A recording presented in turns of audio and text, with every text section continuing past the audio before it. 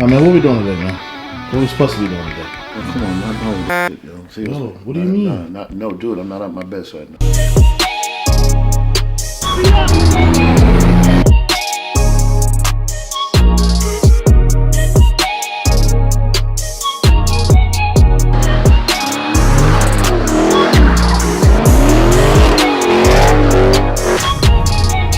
Yo.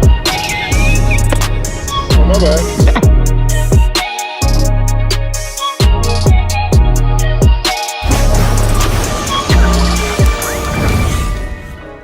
Hey man, what's going on, man? So today is one of those short, it's not even gonna be short, we're gonna try to make it eventful as possible, because today's one of those days when you're off the road, you're not doing squat diddly.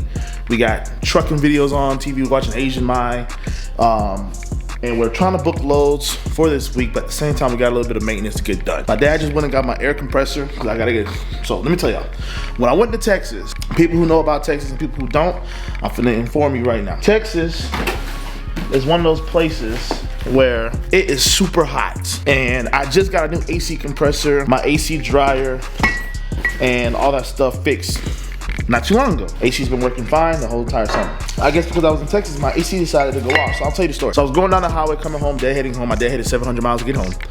And I started smelling a burning smell. Smelled like tires, so I thought maybe one of my tires is flat or maybe one of them are locked up. I don't know. So I pulled over, couldn't find the issue. I decided to pull over, pull up the hood, couldn't find the issue. Drove again, I heard it again, started smelling it again. Pulled over, got to a rest stop. And I realized that every time I turn my AC on, or my, just the power, it started making this squishy noise. I'm like, oh man, the AC compressor's gone. So we got a new AC compressor. And then in the midst of me pulling up the hood up and down, I realized that one of my bolts to the mechanism that locks, like, to kind of go up and down with the, what's it called? The hood, one of the bolts is missing. So we had to get a whole new kit. All these parts right here, which I'm probably only gonna use the stuff that's in this bag, because this is a whole brand new thing, which I kind of want to put on, but it might just be too much for Rico. But it's a whole new kit, basically. I'll take everything out so you can see it. Yeah. J hook, whatever. So the hood locks into this, and this is what goes up and down. This is what, it turns like this when you open up the hood. This goes up and down. So that's our task, what we're doing today. And in the midst of everything, we are booking loads. I had a load that was actually paying decent, but it didn't work out for me because somebody else came behind me and booked it. I was trying to get pictures of it, and she was trying to send me the pictures. She wasn't sending me the pictures. And somebody else booked the load. So You guys have a load in, where was that, Maryland? No, Rocky Mount, North Carolina, going to Fredericks, Maryland. Still available? Yes, ma'am. Now you're empty? Yeah. It's just boss is not approving this one with the 33-day-old Raycon, not Raycon, Freight Guard. Oh, okay. Thank you, ma'am. we have a freight guard on us right now, unfortunately, for a load that I was supposed to take maybe about a couple months ago, maybe a month ago, a month and a half ago. What it was, a lady talked to me on the phone. It was like 6, 7 o'clock at night in the evening. I booked the load. She said nothing about tarping, not whatsoever about tarping. It wasn't even a great load. It was leaving out of Pennsylvania going to Louisiana. It was paying like $5 a mile, all legal except for the height. Nothing special about the load except that it needed a load boy to take the load. When I got up there the next day, the lady there, or at the shipper, said, well, you need a tarp. I said, nobody told me anything about tarps. I don't carry tarps in my RGN. Nobody said anything about tarps. So they were getting frustrated because the load needed to be there. They had a crane schedule for the next day, whatever, because the load, you had to drop off the load the next day around like 3 or 4 p.m., something like that. It was like a 1,100-mile run. And she said, yeah, you need a tarp. I said, nobody told me anything about a tarp. Now, granted, on the Raycon, it did say you needed a tarp, but it wasn't like in no big bold letters, nothing like that. It was like in fine, little small fine print. She said, oh, I told this guy he needed a tarp, whoop the woo, whatever. That wasn't the case. She said, I'll buy you guys some tarps from Harbor Freight. They're like $75 a piece. Just tarp it up. I'll buy you like 3 or 4 of them, tarp it up, you're good to go. I told her those tarps are not going to last on the trip the way down there. She said, well, that's my option I have for you. Can you make it work? I told her, no, I cannot make it work. You never said nothing about tarps, and now you got your boss lady on the phone with me yelling at me because you messed up. So she said, well, if you don't take this load, we're going to put a freight guard on you.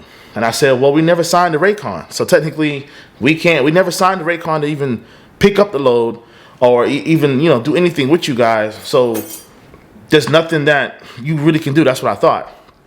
And then I also had an argument where I said, I asked for a certain amount. You didn't give me the certain amount. I took it anyway because there was nothing discussed about tarping. When I got there was tarps that were, involved. Now your customer is mad at you, and now you want to give me the money that I asked for in the first place. And then you want to buy me tarps that are not going to be good tarps. So she got mad and said, we're going to put a freight guard on you, whatever.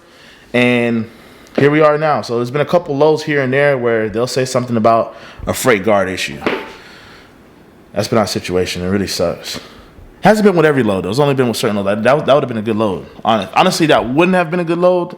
It would have been a good load, but it's kind of tough to say because it's 75,000 pounds, and it's like two pieces. So I'm not really bugged out about that. But they were going up in the price. That's why I was like, yeah, maybe we could take this. What kind of a trailer do you have? I got a 53-foot step deck. Okay, so it needs Team U.S. citizen drivers with clean background, and they have to have valid government ID.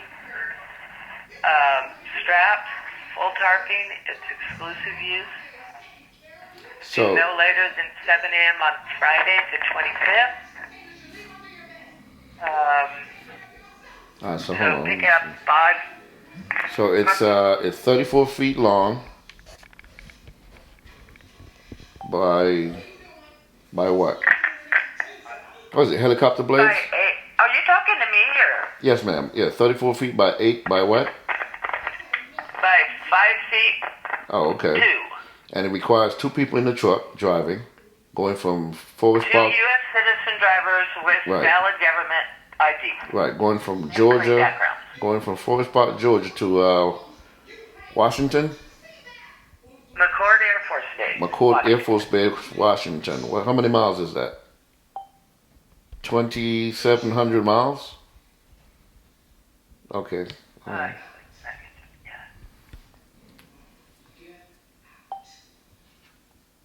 And you need a team, two team that could go to the military base. Sound like a good load. It's 2689 miles. Okay. And you paying what per mile? What's the rate per mile? What's the rate per mile? It's paying 7,000. What is that per mile? Oh God.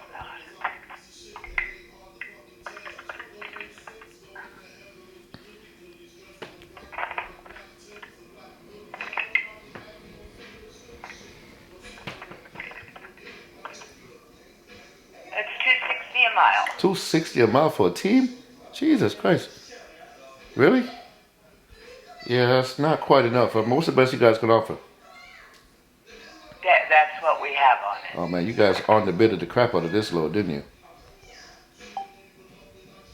I'm sorry, sir. I said you underbidded this load, did you not? It's underbidded. I'm sorry? You guys underbidded this load, did It's you a not? Okay, I guess we did. I'm sorry, sir. It's a contract? Yeah. Oh. What's the material exactly? What is it exactly? It's aircraft parts. Graded aircraft parts. I know I haul these all the time. I definitely don't get $2.60 a mile. All right. So you need a team, or you just need one person in the truck? Oh, no.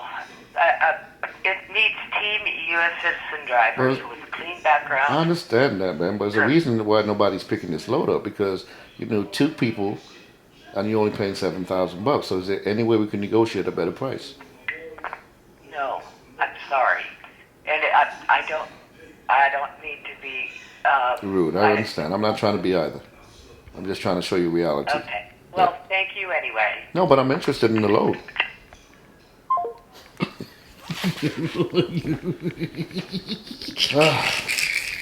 This is crazy, man. You want to explain that one to us? Oh, man, no. I think they get the idea. The load is going 2,700 miles. And they're only willing to pay $2.60 a mile for 2 drivers in the truck. I mean, what is this world coming to? Are you serious? That shit's been on the board since like yesterday. Ain't nobody picking that up. And the person who do is an idiot. You keep booking away, boss. Booking what? There's nothing out here to book, man. You're invading my privacy, man. Yo, man, stop acting like a little girl, man. I don't want to be on there right now. Can't you just respect that? You didn't never want to be out there, man. Well, when I want to, I'll let you know. How's that? Just never. Come on, man. Move, man. Seriously, yo. Whatever, man. You mad about the freight guard? Just say that.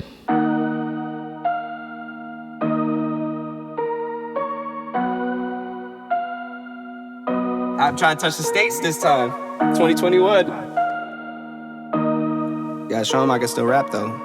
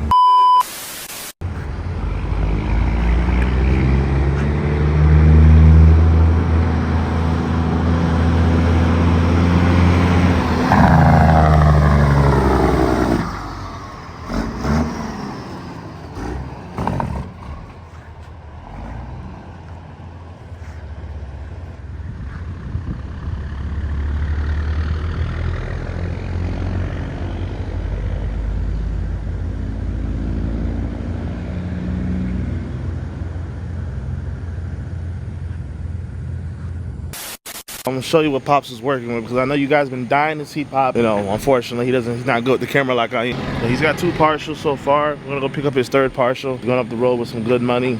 He's got partial number 1, he's got partial number 2, and then partial number 3, I think is gonna fit right back here. I don't think it's nothing too big, nothing too crazy. Partial number 3 is gonna go right here. So you know how Pops gets down. You know, I'm the one pick, one drop guy now. I've had an opportunity to pick up partials before, but it's just, you know, that stuff doesn't really work out, especially with the RGN. But you know, my dad has always been that partial king, partial guy. He gets multiple partials. He's still doing it in the step deck. How big is the load we picking up today, man? I don't know, 1,000 pounds. It's gonna fit back there? Hell yeah. And then later on today, I gotta go up to Commerce, Georgia to go pick up my load, which is going to be, I think it's like a Komatsu 210. Last time I checked, something like that. Real small, like 50-some thousand pounds. I'm getting my AC fixed today because my AC did go out. When we get home or we get around each other, we kind of just start kicking shit. It's a bad habit of ours, but we don't really mind it because at the end of the day, you know, I don't get to see my dad every day. He don't get to see me every day. So we kind of just kicking shit today, honestly, still, for the past 2 days. You only got one life, right? You like you don't want to start it up, man. I don't know, man. Huh? I'm just gonna check the hood and shit.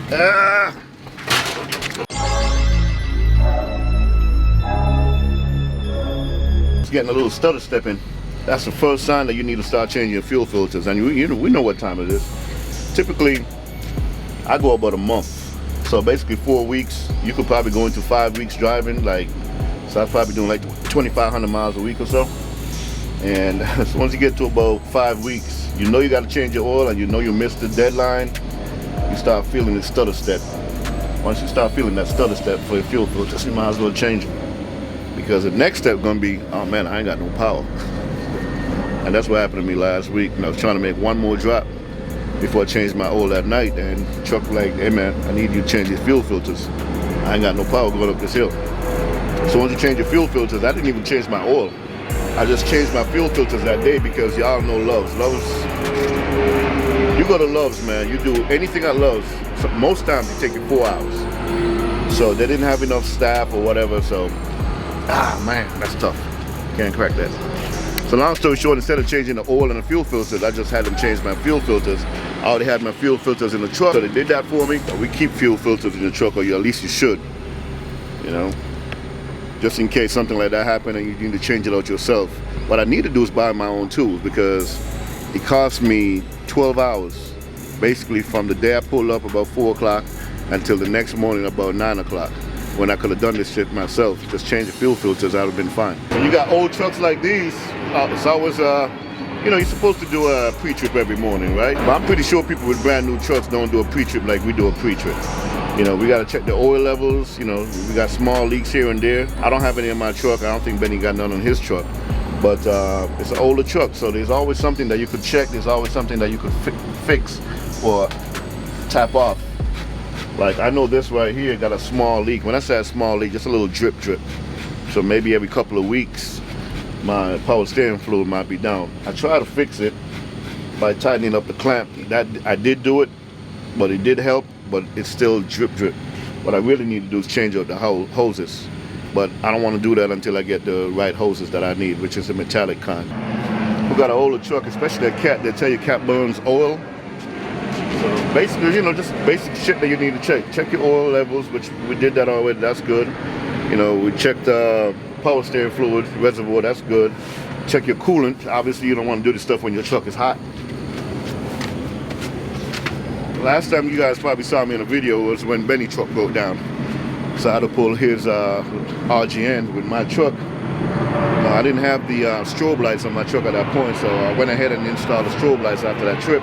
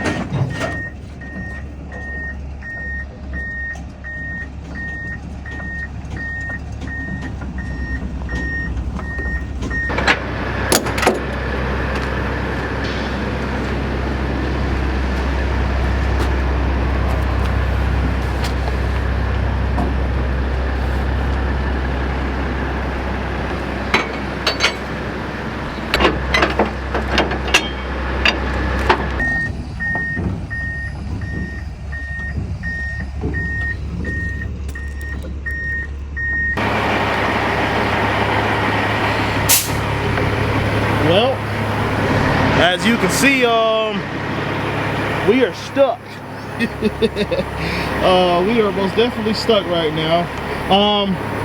So I'm picking up this excavator, it's a Komatsu 210. They said that somebody yesterday got stuck right up here, and he said he was hauling an 80,000 pound excavator. They said, oh yeah, man, you should be fine, no problem. I said, hey man, look, I'm a little bit longer than most RGNs. I'm 34 feet in the well. I don't think I'm gonna make it up there.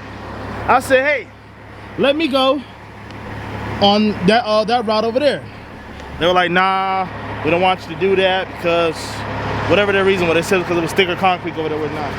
So I came up here still, and sure enough, I still got stuck. As you can see though, a lot of people have been rubbing this the whole entire time. It's like you got this whole facility right here, we got nothing but product, but you know people gonna have a difficult time getting out, and you just don't make it any easier for them. Like it's a straight downhill. It's a straight downhill to get out. Alright, so let's go ahead and get weighed. See what we weighing at right now. Should be good when it comes to weight though.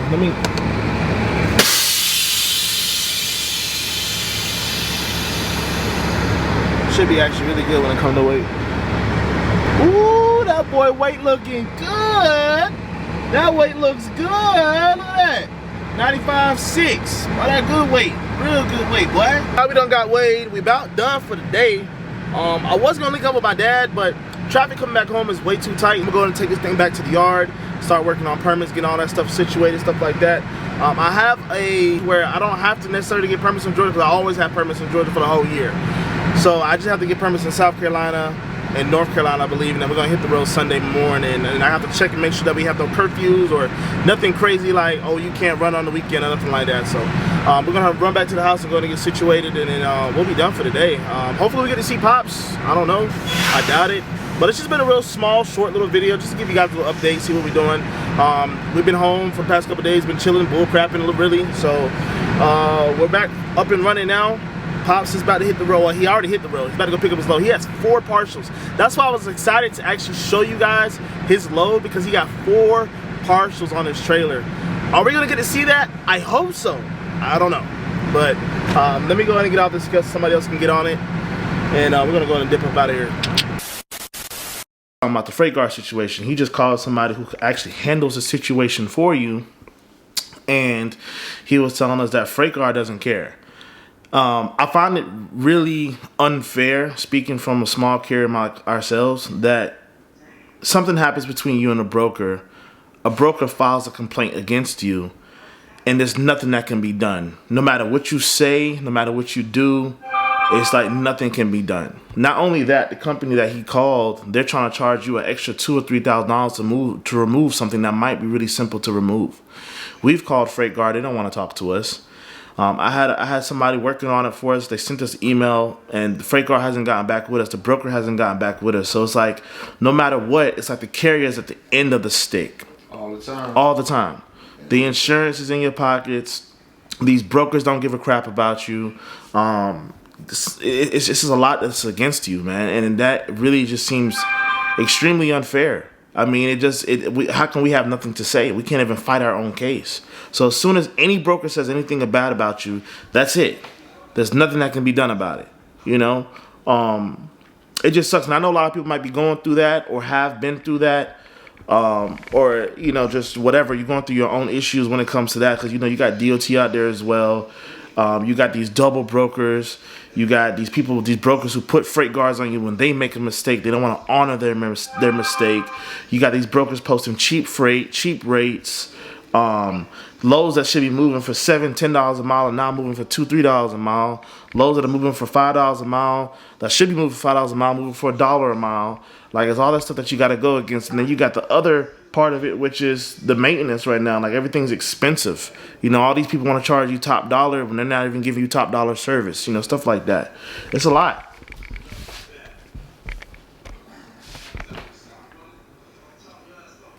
Nothing, man? No. Like, freight guard's not even for the carriers, it's for the brokers. But brokers are the ones doing the most dirt. They do all the dirt. So, it's just not fair, bro. It's really, really, really not fair. I'm not trying to sit and be negative all damn day, but I mean, I'm just wanting to share that piece with you guys. It's just really, really, really not fair.